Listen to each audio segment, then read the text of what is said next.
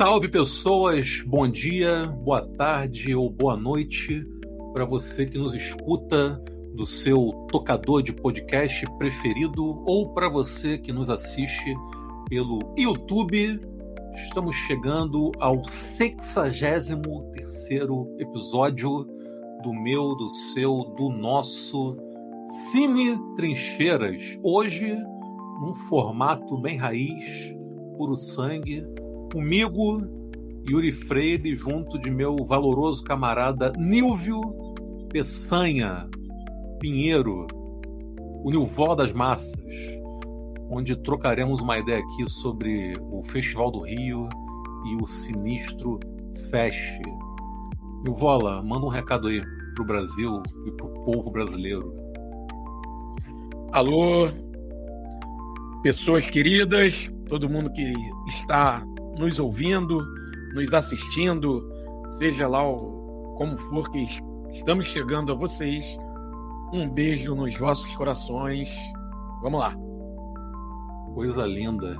Gente, o negócio é o seguinte, ó, www.cinetrincheiras.com.br, para você que quer ler nossas críticas, ensaios, notícias, entrevistas, trechos de livros e tudo mais o que você pode encontrar dentro do mágico, sedutor e fascinante universo da sétima arte. Está tudo lá.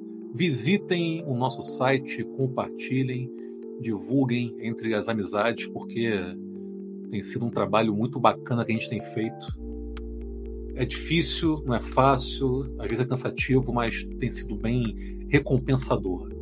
Então, peço aqui encarecidamente para que vocês acessem cinetrincheiras.com.br. Nós também temos aqui o nosso canal no YouTube, então você que está nos assistindo e não se inscreveu, por favor, se inscreva aqui em nosso canal. É algo que não dura, 3 segundos para ser feito. Dê o like, dê o joinha, dê o seu joinha, que é muito importante. E ative a sinetola, ative o sininho para ficar a par das atualizações aqui do nosso canal no YouTube. Lembrando que no Instagram no Instagram vocês nos acham procurando por @cinetrincheiras. Lá na moribunda rede social X, ex-Twitter, também é @cinetrincheiras. Nosso perfil lá anda meio parado, mas ainda existe. No também moribundo Facebook, nós somos o Cine Trincheiras. E eu acho que é isso. Nos sigam, nos curtam, nos compartilhem e nos divulguem de todas as formas possíveis e imagináveis, porque isso aqui é feito com muita raça e muito amor no coração, sem nenhum tostão furado no bolso. Esqueci de alguma coisa, meu avô? Acho que não, né? Acho que não, acho que tá tudo ok. Beleza, então, como eu falei, cara, as pessoas que nos escutam e nos assistem.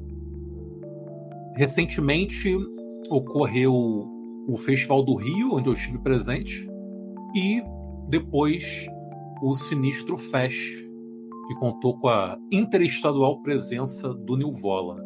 Então, aqui no primeiro bloco eu vou falar da minha experiência no Festival do Rio, depois o Nilvola vai contar sobre o que ele andou aprontando em terras cearenses. Não deu para fazer uma puta cobertura do Festival do Rio, porém, graças a alguns convites, foi possível estar presente em algumas sessões. E como já dizia o poeta, né, quantidade não é qualidade. Embora eu não tenha assistido muitos filmes, eu diria que eu dei sorte, porque o aproveitamento per capita de filmes em relação à qualidade foi bastante satisfatório. Deu para assistir a obras muito interessantes. Eu vou começar falando aqui de Janis, Amores de Carnaval. Foi o primeiro filme que eu assisti, dirigido pela Ana Isabel Cunha. E é o seguinte, Janis é um documentário que vai falar a respeito da passagem meteórica, porém intensa, de Janis Joplin pelo Rio de Janeiro, onde ela desembarcou no começo de 1970 para passar o carnaval no Brasil. E o fio o fio condutor do filme será o fotógrafo Rick Ferreira, que foi o cara que até então, naquele momento muito jovem ainda, com seus 23 anos, hospedou a Janis Joplin, que àquela altura já era uma baita estrela, considerada por muitos a maior cantora do mundo, no apartamento dos seus pais no Leblon, após ela ter sido expulsa do Copacabana Palace, onde estava hospedada, por, segundo reza a lenda, passear, desfilar, né, com os seios à mostra na piscina do hotel. E esse é aquele tipo de filme que a pessoa que dirige teria que se esforçar muito para estragar ou para deixá-lo ruim, porque as histórias por si só são maravilhosas, são fascinantes, são vários causos. Então imagina, Janis Joplin no Carnaval do Rio.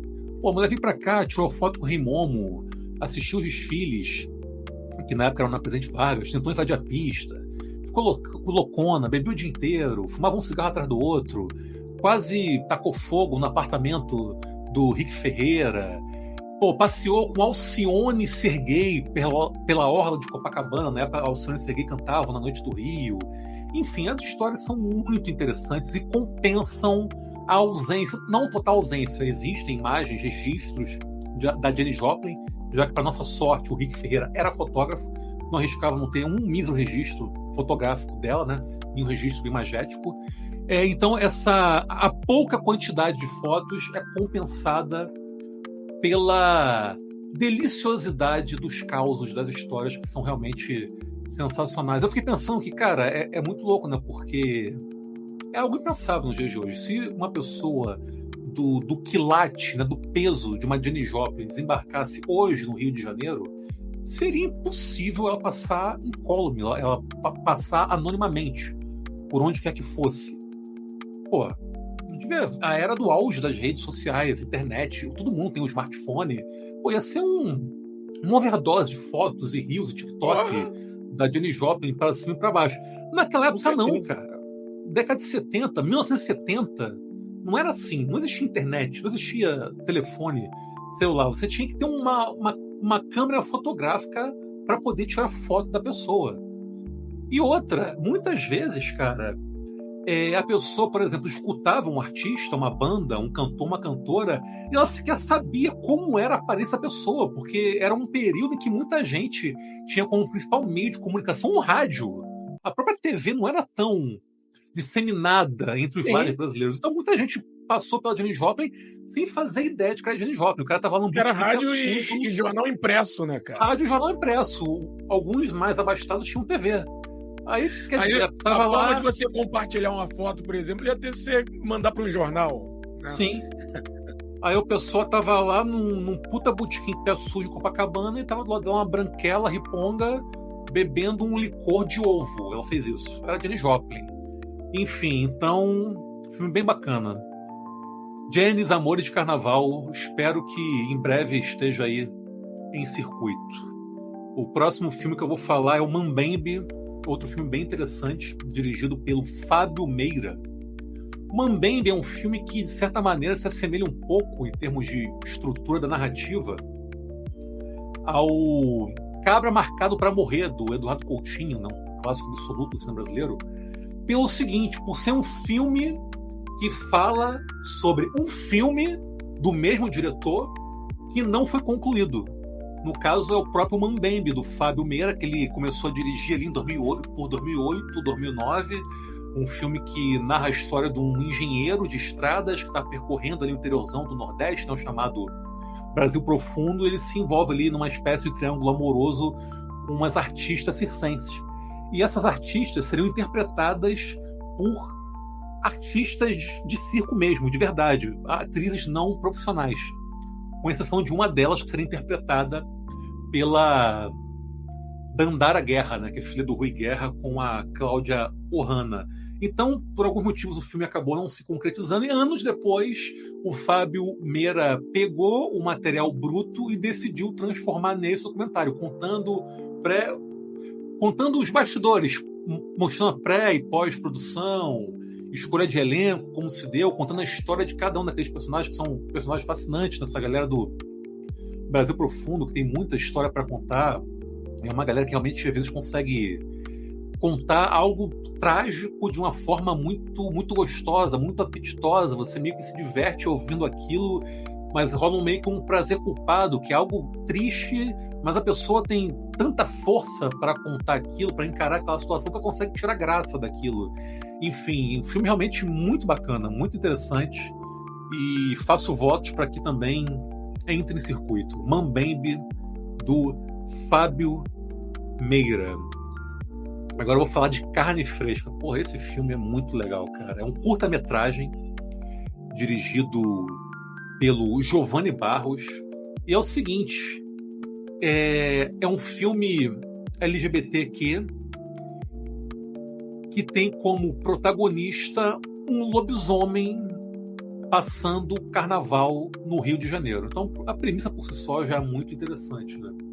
E o filme também é interessante, né? A forma como ele foi feito é muito legal, porque o Giovanni consegue se apropriar dessa atmosfera fantasiosa, delirante, né? Onírica do carnaval para justamente intensificar, né? essa fantasia e criar todo um arcabouço fantasioso, né? Justamente de brincar com essa coisa entre realidade e fantasia, né? Com um lobisomem.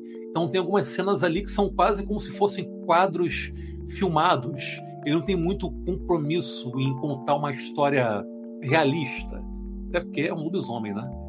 Ao mesmo tempo em que existem cenas que se passam no centro do Rio, ali, etc., com uma pegada mais realista em contraponto a essa encenação mais fantasiosa de outros momentos. Então ele consegue misturar esses elementos e o resultado é muito interessante. Foi um filme que realmente me impressionou e foi uma belíssima surpresa.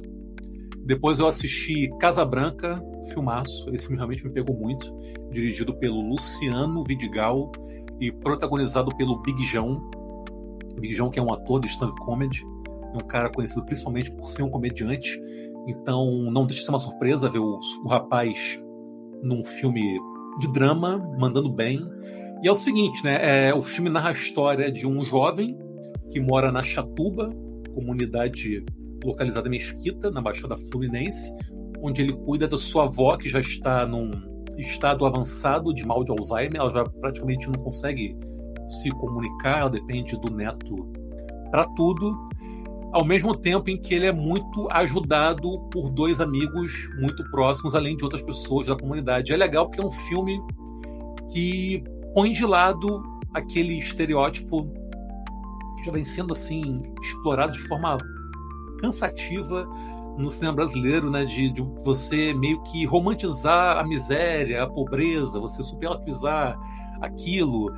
Tipo, é um filme que não tem medo de mostrar as dificuldades por quais passam preto, pobre e favelado, que todo mundo mais ou menos já sabe quais são. Ele mostra isso, ele não tenta pintar um mundo cor-de-rosa, não tenta pintar essa comunidade como se fosse um lugar perfeito, maravilhoso, multicolorido, onde todos são felizes e saltitantes. Porém, é um filme que orna esse cenário, né, de violência, de desigualdade,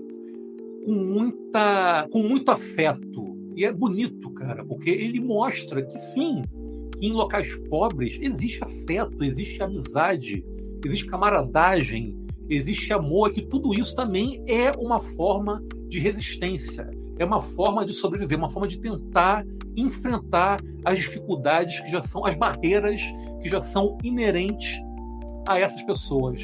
E o Luciano Vidigal consegue arquitetar isso de uma forma muito bonita, muito convincente, que não soa cafona, piega, esforçado, nada disso. Assim, realmente, filmaço, estreia em fevereiro do ano que vem, informação que me foi dada pessoalmente por um dos produtores do filme, né, o nosso querido Cavi Borges, que já foi entrevistado por nós. Ali, o Cavi me falou pessoalmente, contei com ele por acaso, ele me disse que, cara, eles levaram 7 anos aí levantando grana de produção e tal para realizar o filme. Eu comentei com ele, cara, realmente, né, assim, cinema independente no Brasil é feito por heróis e heroínas, porque tem que ter muita persistência, meu irmão. Tu tem que insistir muito, é para quem não cansa. é para quem realmente está disposto a dar muito murro em ponta de faca até conseguir finalmente ver o seu projeto ser concluído. E que gratificante poder realmente você testemunhar o nascimento de um filme com essa magnitude, com essa potência. E um filme com um elenco quase inteiramente preto, sabe? E sem precisar ser panfletário, sem precisar ser excessivamente didático, sabe? Aquele tipo de filme que tenta a todo momento mostrar, ó, tá acontecendo isso, ó, isso aqui é racismo, ó, isso aqui é machismo, isso aqui é homofobia. Como se o espectador não tivesse senso crítico de compreender aquilo. Enfim, filme muito legal. Casa Branca, do Luciano Vidigal.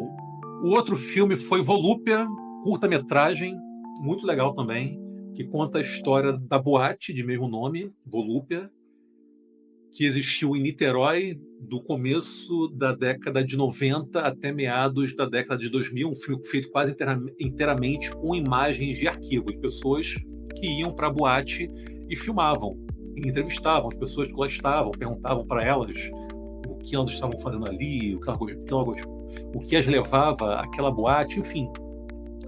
E num momento, num contexto histórico em que a homofobia ainda era muito mais forte e intensa do que é hoje. A gente sabe que, obviamente, a gente está longe de viver num mundo que é fácil, né, para quem é LGBTQ, mas já foi muito pior. Há 30 anos ainda era muito pior, porque ela existia ainda como algo muito institucionalizado, né?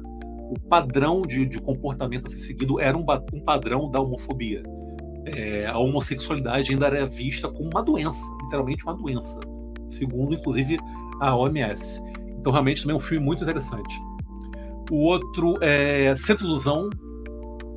Voltando, esqueci de dizer. Volúpia, que é dirigido por uma dupla, Ery Sarmé e Josimar Dias Júnior. O outro filme, o penúltimo, Centro Ilusão, dirigido pelo Pedro Diógenes, cearense, que vive grande fase. Esse ano ele lançou há alguns meses A Fim do Palhaço, que é um filme bem bacana. E agora, no Festival do Rio, ele lançou Centro Ilusão, um filme protagonizado por uma dupla de músicos, um jovem, feito pelo Bruno Kunk, e um mais veterano, feito pelo Fernando Catatal, que é um músico que eu gosto muito, admiro demais. Ele que era o frontman da banda Cidadão Estigado, puta guitarrista, fazendo sua estreia no filme, tá muito bem.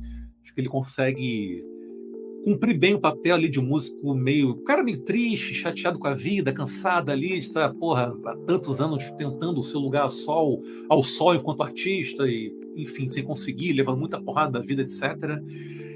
E eu até na entrevista que o Pedro Diógenes me concedeu, eu comentei com ele, né, que eu vi ali uma estrutura meio que de um road movie, embora os protagonistas estejam sempre andando. Então não teria como ser um road movie, porque road movie geralmente a narrativa se passa numa estrada ou em estradas e ruas com pessoas no carro ou no automóvel, pode ser caminhão também, enfim. Mas a estrutura me lembrava por ter essa pegada de você ter dois protagonistas, no caso, que vão andando por um lugar, que no caso é o centro de Fortaleza, vão sempre se deparando com um novo personagem a cada local. Um personagem que vai, de certa forma, ali marcar a sua identidade, vai nos contar um pouco da sua história dentro daquela narrativa. Aí ele falou que seria uma espécie de walk movie, né? Walk que é andar em inglês. Achei interessante isso. Enfim, filme bem bacana. E é um musical. Oi? Um a pé movie. Exatamente. Um a pé movie. Caminhada, Sebo na Canela movie. E que é um musical, né? É basicamente um musical também. É um filme que não tem medo de se assumir como um musical. E finalmente assisti Serra das Almas, dirigido pelo Lírio Ferreira, pernambucano, veterano, né? O cara que dirigiu o Baile Perfumado, Área do Movie, uma das principais figuras do cinema pernambucano, né? Que ressurgiu aí nos últimos 30 anos. Cara, thrillerzão, né? Realmente, assim, um filme de gênero, bem empolgante, um ritmo, uma montagem bem alucinante, um filme que flerta não, um filme que se entrega de cabeça nos elementos de ação, muita porrada, tiroteio, tiro, porrada e bomba, filme bem divertido, filme com personagens femininas fortes, intensas, e que me possibilitou realmente encerrar com chave de ouro o Festival do Rio. E antes de passar a palavra para o Nilvola, preciso dizer que Cine Trincheiras é pé quente. Porque eu entrevistei Luciano Vidigal, que levou o prêmio de melhor diretor. Entrevistei o Pedro Diógenes, que levou o prêmio de melhor longa-metragem da Premiere Brasil Novos Rumos, o Centro Ilusão. E finalmente entrevistei Giovanni Barros, que ganhou como melhor curta-metragem para Carne Fresca também na Premiere Brasil Novos Rumos. Então você aí, cineasta, ator, atriz, produtor, produtora, que vai lançar filme no Festival do Rio do ano que vem, ou então em qualquer festival brasileiro aí, dê a sua entrevista para o Cine Trincheiras, porque nós somos pé quente pra cacete. Olha aí.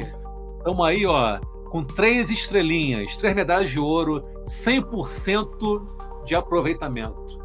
E é isso. Aqui a gente não precisa nem de meia para o pé ficar quente. Nada. Pé quentíssimo, pé pelando. Então, passo aí a palavra ao meu correspondente interestadual, Nilvio Peçanha Pinheiro, simplesmente professor brasileiro. Vai lá, Nilvola. Cara, então, foi bem bacana a cobertura, né? A minha presença ali no festival, quer dizer, foi bacana para mim, né? Mas eu gostei bastante do festival, assim, é um festival que vem crescendo, né? Eu conversei com algumas pessoas que estão desde o início do festival, o próprio, um dos organizadores, né, que é o Thiago Moura, que me recebeu, que garantiu ali as credenciais e tudo mais. Conversei com a Yasmine, né, também tá desde o início. E todo mundo, a Beatriz Saldanha também, todo mundo falou que assim, é um festival que a estrutura vem melhorando, vem se fortalecendo a cada edição, né? Então, estou falando do Sinistro Fest, que é o festival de cinema fantástico do Ceará. Ele ocorreu agora, né, de 13 de outubro de 10 de outubro a 13 de outubro. Assim, isso foram os... Até teve alguns eventos antes, né? Teve a palestra da própria Yasmine, da Beatriz Saldanha, algumas exibições paralelas também, mas a mostra principal, a mostra competitiva, começou do dia 10, né, quinta-feira, dia 10 de outubro, e terminou no domingo, no dia 13. E assim, cara, eu cheguei lá na sexta-feira, né?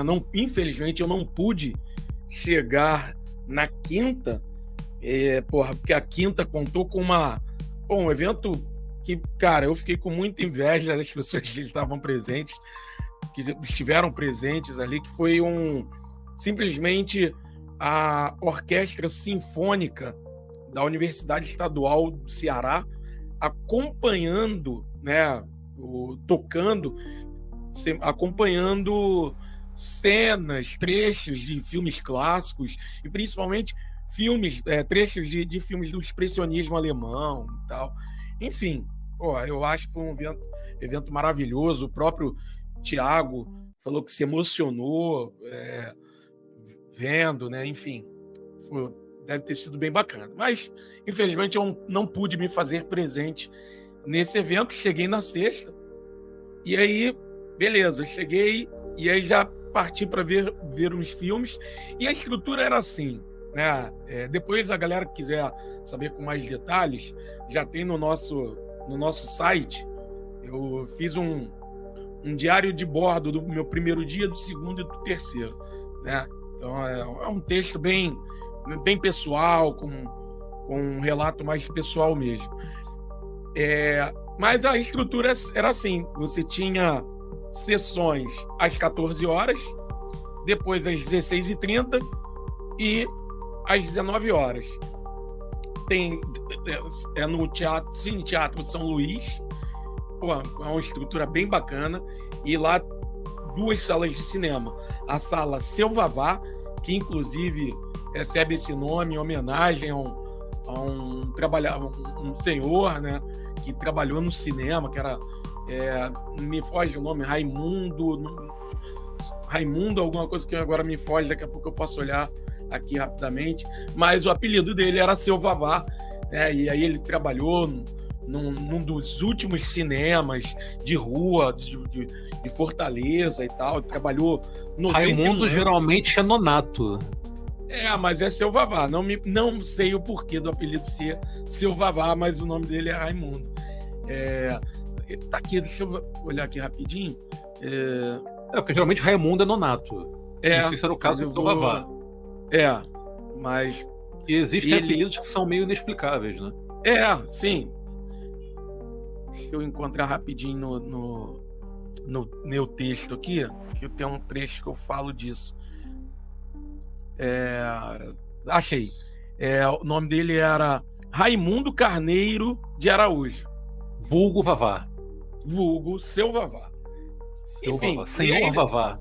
Isso. Tinha a sala Seu Vavá, que também rolavam curtas ali. Teve uma mostra Ceará Sinistro, que eram só curtas de Ceará e tal, coisa bem bacana. E teve... mas os filmes... Eu não vou dizer os principais, mas, por exemplo, os longas-metragens mais esperados e tudo, mais badalados, estavam passando ali na sala Luiz Severino Ribeiro. E aí eu já parti para essa sala e lá eu assisti, logo na sequência, eu cheguei a assistir um longa-metragem malaio. Deixa eu ver, que agora eu esqueci o nome do filme. Falei que isso não ia evitar isso. Indera, nome da Malásia, né, dirigido por Wang Min-jin. E, cara, é um filme que acompanha um pai que tá ali lutando para sobreviver a duras penas com a filha. E assim, logo no início do filme a gente vê que a esposa dele morreu no parto e tal. Enfim, e aí depois tem uma passagem de tempo que aí a gente vê ele lá cheio de dificuldade, sendo despejado e tal. E aí nisso ele acaba arrumando um emprego de faz-tudo numa propriedade de uma senhorinha. Só que a partir daí, né, coisas estranhas começam a acontecer. Tanto ele como a filha começam a ter visões e tal. Enfim, algumas experiências estranhas. Como a gente fica vendo que a velhinha é meio esquisita, meio bruxa, meio feiticeira ali, gosta da mandinga, enfim. Aí a gente vai vendo ali e a coisa vai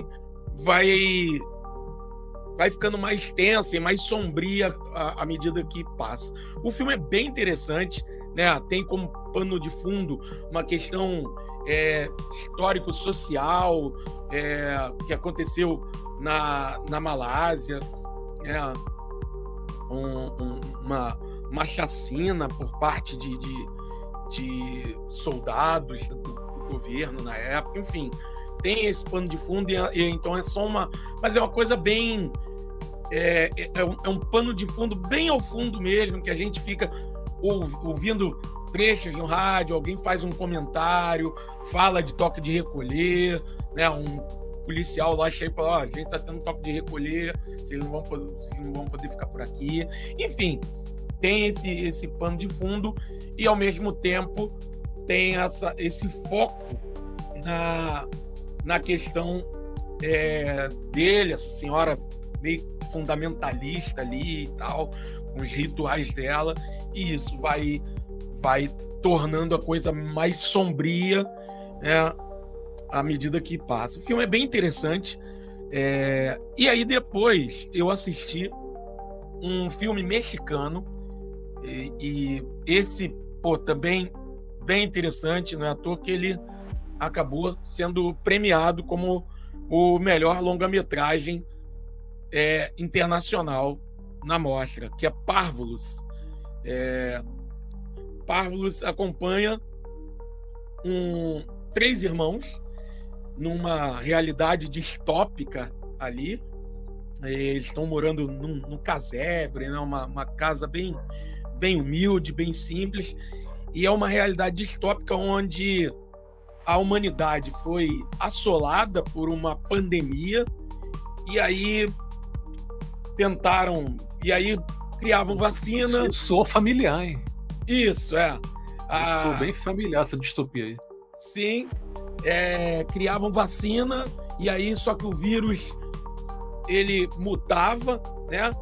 E aí depois criava outra vacina, o vírus tinha uma mutação e tal, até que chegou uma hora que a coisa estava muito rápida e eles começaram a criar vacinas e tal, e aí veio uma vacina que não tinha sido testada, porque o vírus já estava muito rápido, matando muita gente, e essa vacina aliada ao vírus, ela criou uma pandemia de zumbis.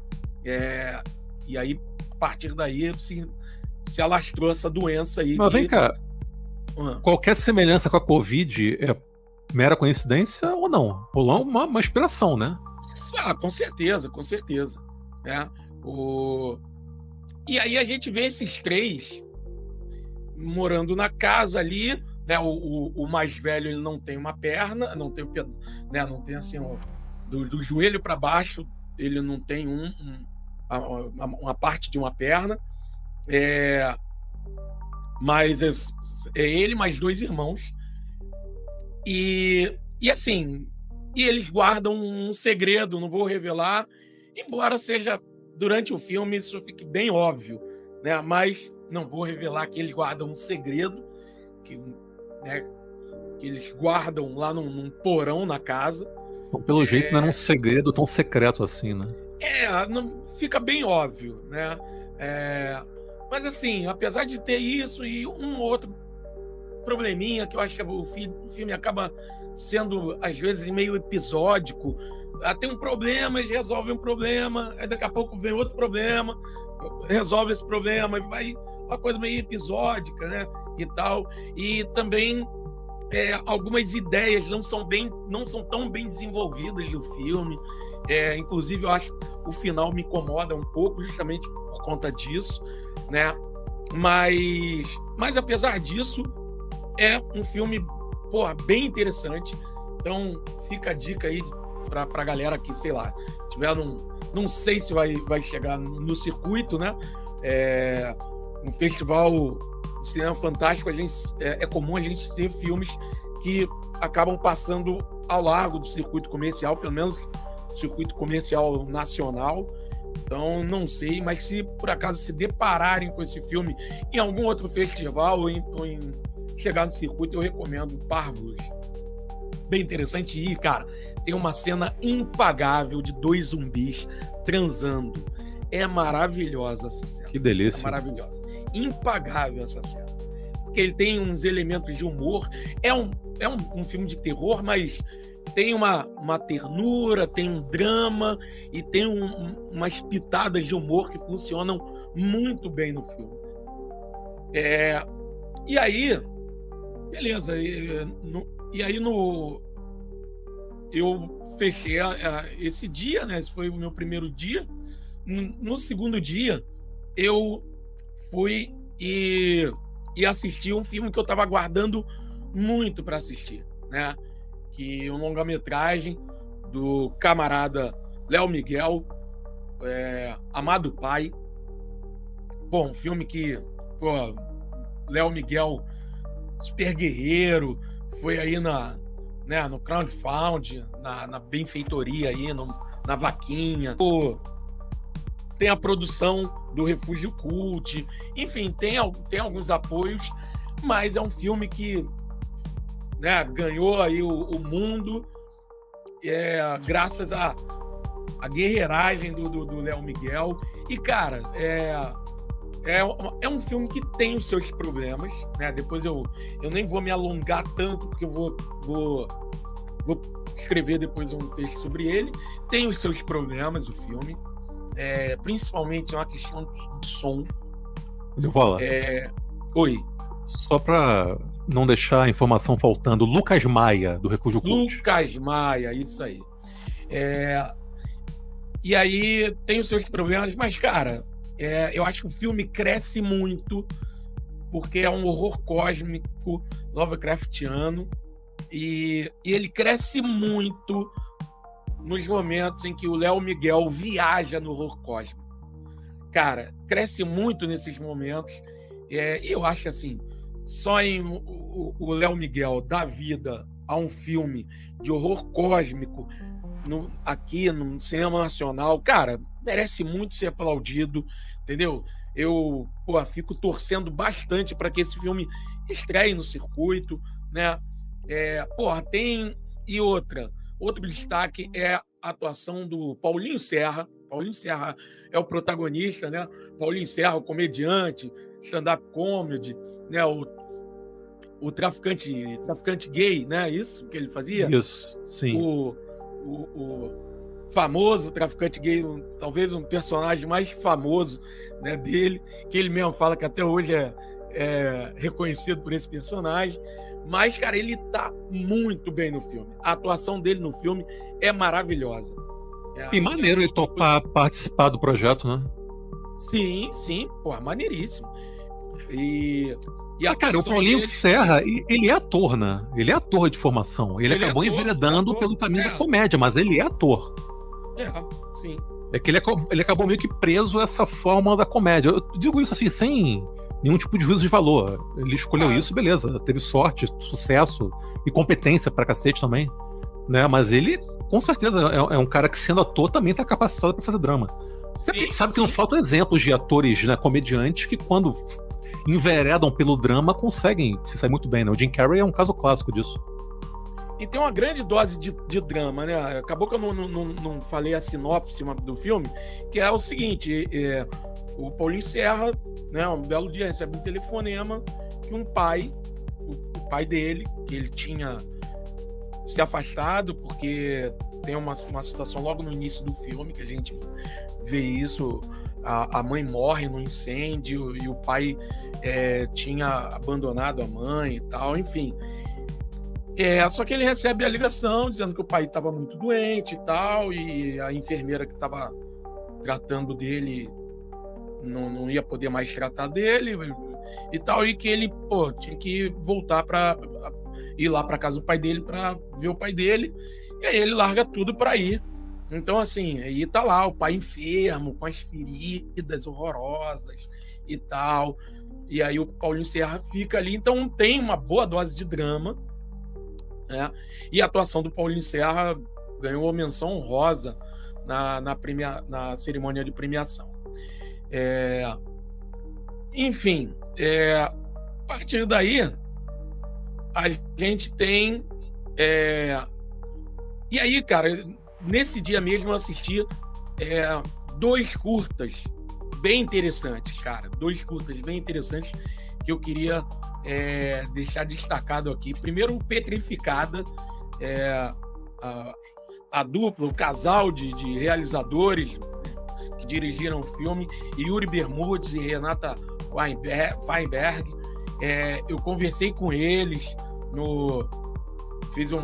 tem até um vídeo no nosso perfil no Instagram, fiz umas 2 perguntinhas, um pai bola, coisa e tal ali com eles, conversei com eles, e são 2 figuras super simpáticas e talentosas, né? O Longa Petrificada aborda a questão do relacionamento abusivo, relacionamento tóxico, né?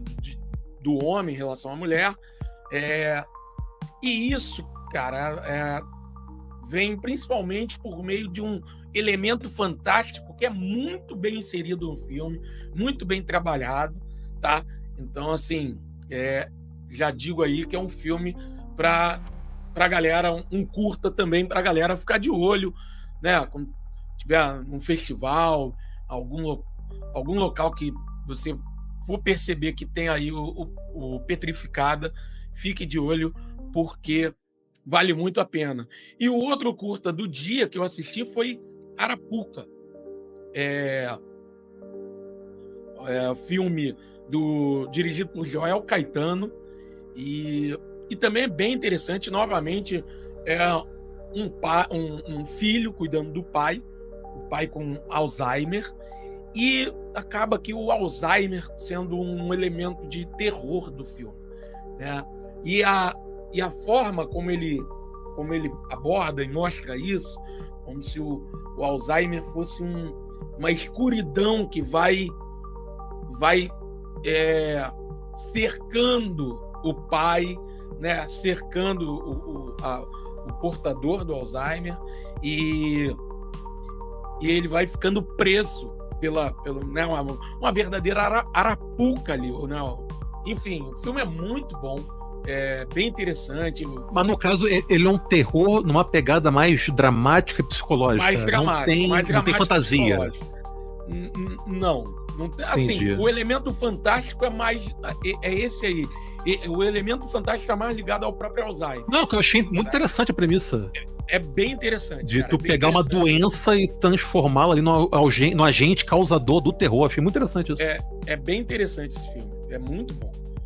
E aí, Não, rapidinho, só pra concluir.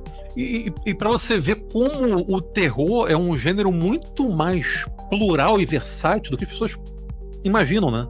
Você falou de terror cósmico, né? De terror de zumbi. Esse é basicamente um terror psicológico, um terror dramático, né? Com uma pegada, me parece, mais realista, digamos. Né? Porque as pessoas acham que terror é só monstro, só assassinato, só slash. Cara, você pode pegar basicamente qualquer premissa. Por exemplo, nós temos aqui 2 filmes com premissas muito parecidas, né? O Casabranca, que é um jovem que cuida da avó com Alzheimer, e o Arapuca, que é um rapaz, né, que também cuida do pai com Alzheimer, em 2 pegadas completamente diferentes. Completamente diferentes. Né? De um lado um drama afetivo, e do outro um terror. E é isso, cara. Você pode, com a mesma premissa, fazer centenas de filmes. Com certeza, com certeza. E aí, cara, eu assisti o que pra mim, né, eu tava comentando, foi o melhor filme que eu tinha assistido, e no final ele ganhou o prêmio de melhor longa-metragem nacional, né? Ganhou o Quibumbo de Ouro. Quibumbo, ele é um troféu lindíssimo, cara, lindíssimo troféu.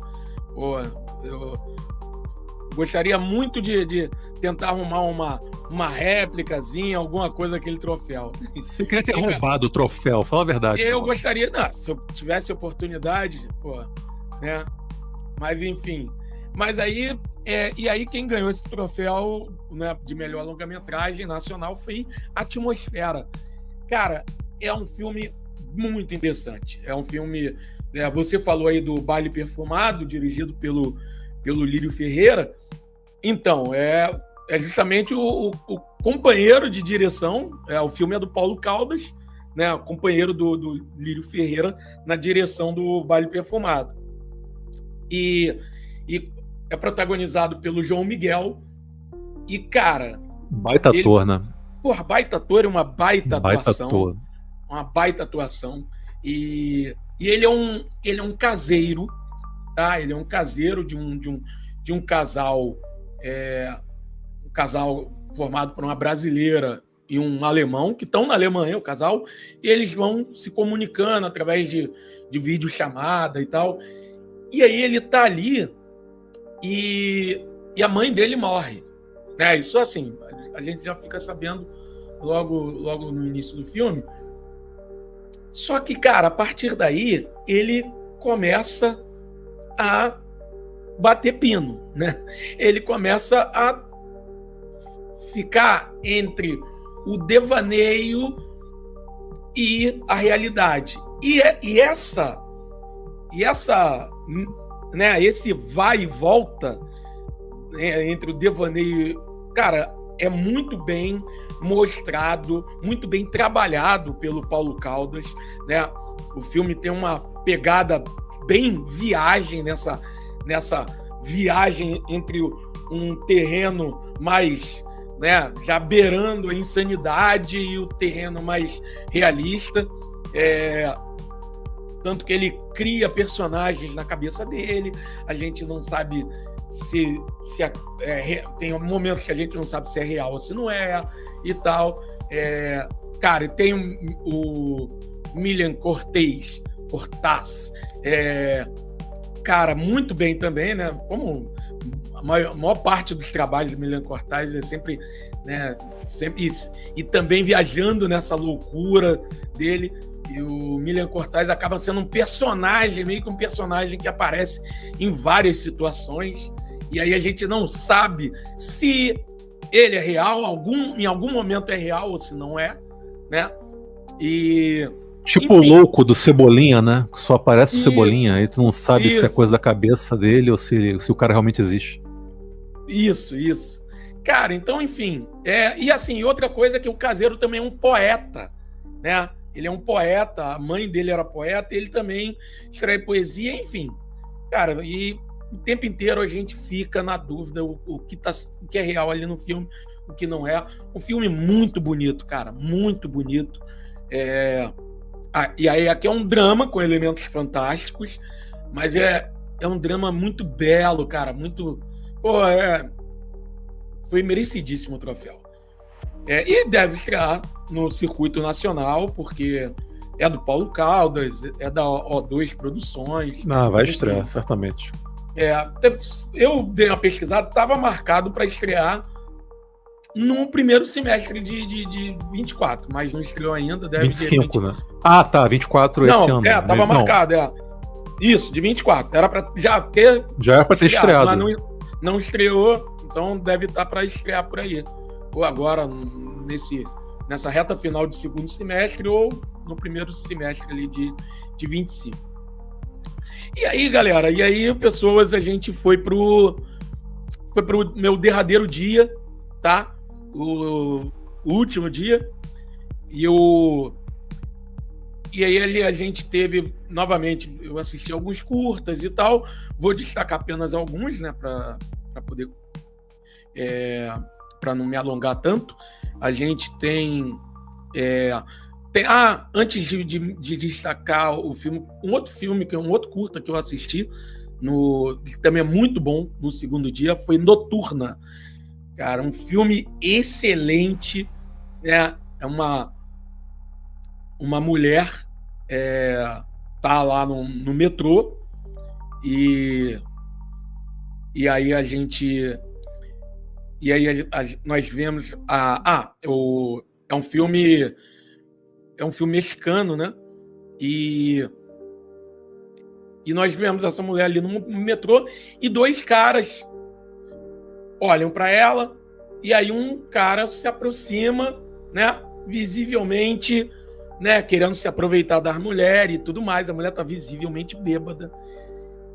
Só que aí vem o elemento surpreendente, fantástico, que ela não é uma mera garotinha, mocinha indefesa ali. Não vou poder falar mais para não entrar em termos de spoiler, mas o filme é muito bom, a estética do filme é boa, a atuação da atriz também é maravilhosa. A atriz, deixa eu achar aqui, Helena Puig, né? Filme dirigido por Pablo Olmos Arraiales, enfim, Noturna, fica aí. E aí, pessoal, a gente entra no último dia, que aí eu vou destacar Histórias Estranhas, cara, que é uma antologia, Histórias Estranhas 2, desculpa, né? É uma antologia, assim como o primeiro é uma antologia, e aí a gente tem 6 histórias dirigidas por Rodrigo Aragão, Salles Fernandes, Felipe Ferreira, Ricardo Ghiorzi, que além de dirigir uma das histórias, é o idealizador do projeto, José Pedro Lopes e Henrique Nuzzi. E assim, como toda e qualquer... Não digo toda, mas como a maioria das antologias, tem uma certa irregularidade, né? Algumas histórias são mais acertadas, são melhores. É um risco que se corre sempre, né? Sim. quando você tem um filme episódico, né? Sempre rola esse risco de ter uma certa irregularidade. Agora, né, outras histórias não são tão, né, não tem nenhuma história ruim, né? Não tem nenhum filme ali, nenhum segmento que eu olho assim, cara, isso foi uma merda. Não tem.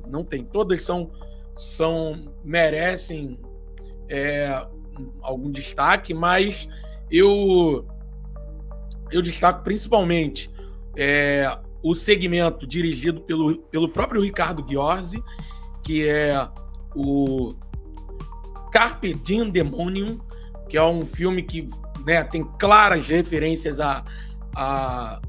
ao Exorcista, só que tem um plot twist, né? Tem uma surpresinha no final,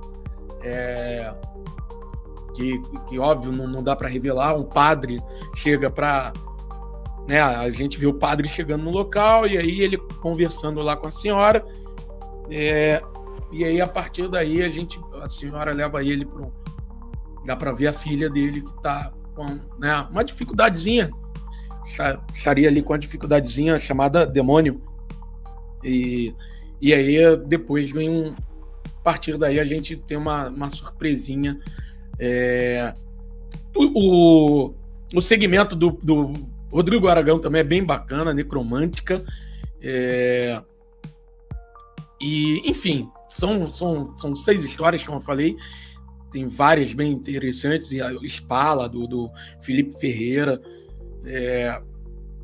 E, cara, eu acho que assim, parece que a ideia é realmente, de repente, criar uma franquia.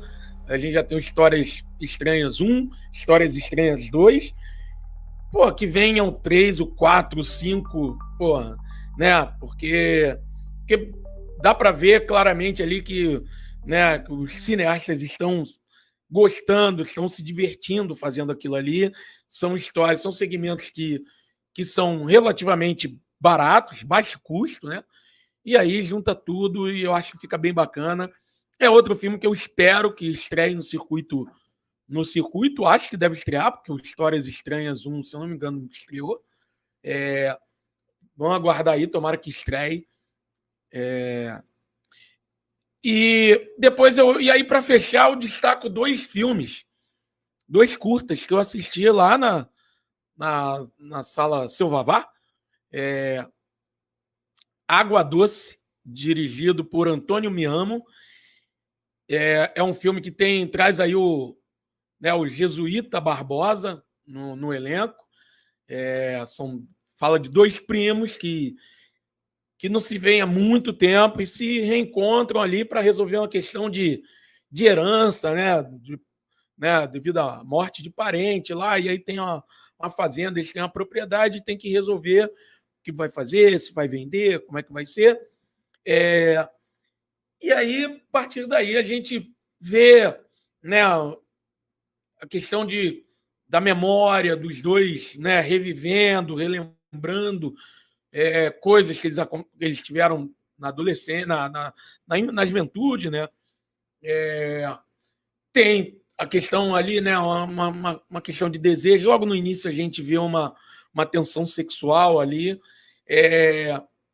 e por fim a gente tem o elemento fantástico ali que está ligado a um regionalismo, e é bem interessante. O filme é bem interessante, Água Doce.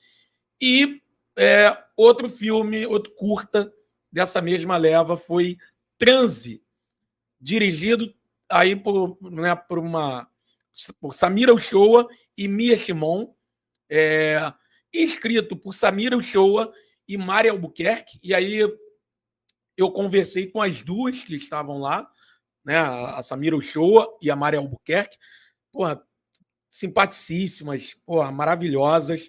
E também bati um papo rápido, né, 2 perguntinhas, coisa rápida.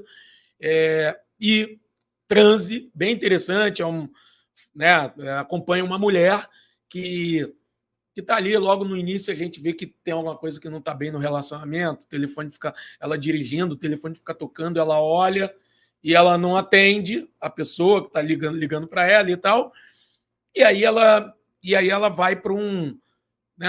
Vai ter uma massagem, meio que uma massagem, uma experiência transcendental e tal, uma massagem diferente, algo diferente. E ela acaba sendo mais diferente do que a gente esperava, né? Do que ela esperava. E, enfim, não.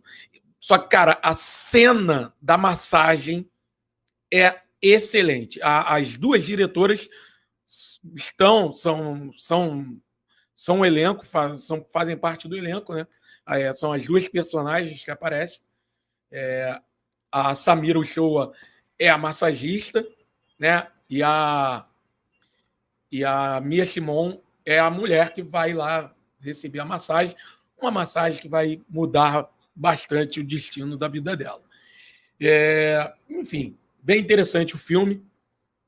Fica novamente essa dica aí para a galera, quem de repente tiver oportunidade de curtir o curta, transe curta, né? É bem interessante.